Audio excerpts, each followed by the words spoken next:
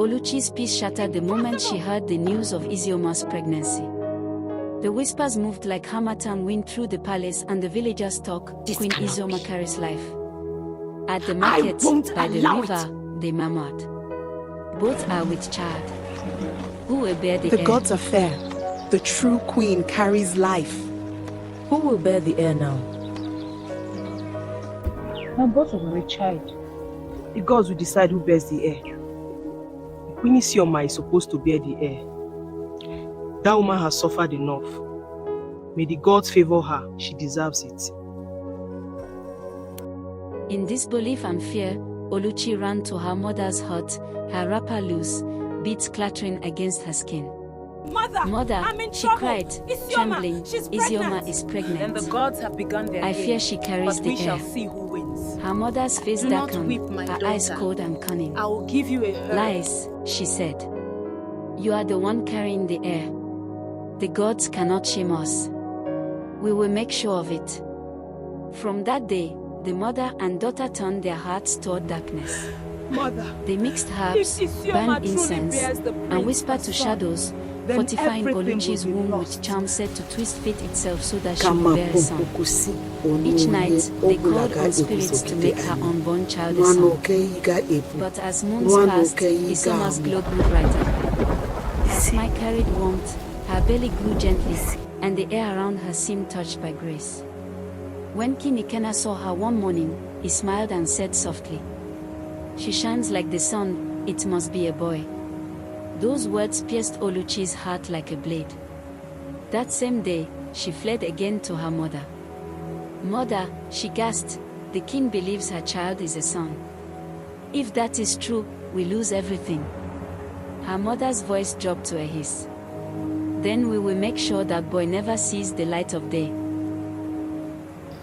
That baby in her womb will not come to life.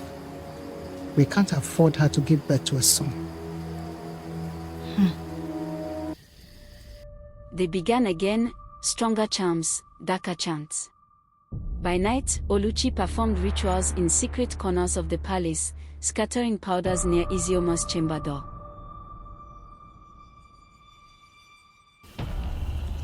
This will stop her womb.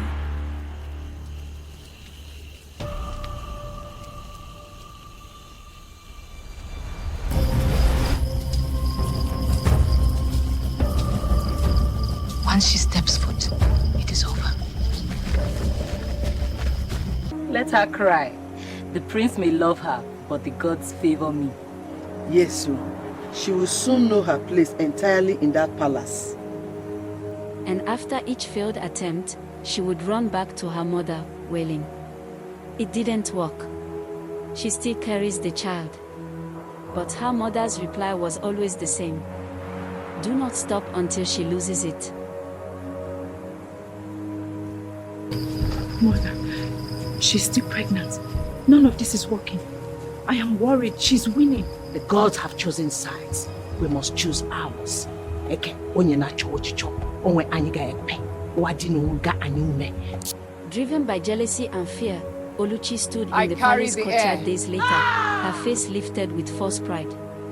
Before the court she announced loudly, "I carry the heir of this kingdom." Her voice echoed through the walls, desperate, trembling, defiant. Yet behind her boldness hid terror, for ISIOMA still walked in grace, her womb untouched by their darkness. It must hurt, doesn't it? To see me carrying the heir? As rage grew in her heart, Oluchi sank deeper into sin. One of the men she had secretly lain with, the one who shared her hidden shame, began to speak of confession. He wanted to tell the truth. Have you beheaded? Do you know So that? Oluchi sent men in the night He to speaks too silence him much. forever. You know what to do. Before dawn, silence him forever. My lady. Do it, or I'll have your heads Yes, my instead. lady. At once. Please, I beg you. Forgive us.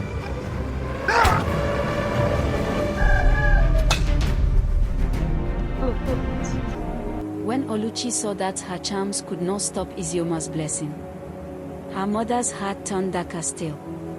"If the child is a boy," she said, her voice like poison, "then we will end him after birth. He must not live to take the throne." If that woman buys a son, everything is lost. We cannot let that child rise to the throne. No, we will stop this.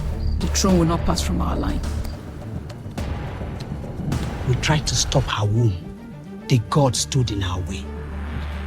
Then if she bats a boy, we end him before he takes the throne. We'll place a woman in the palace, one who serves close to her. She'll know what to do when the time comes.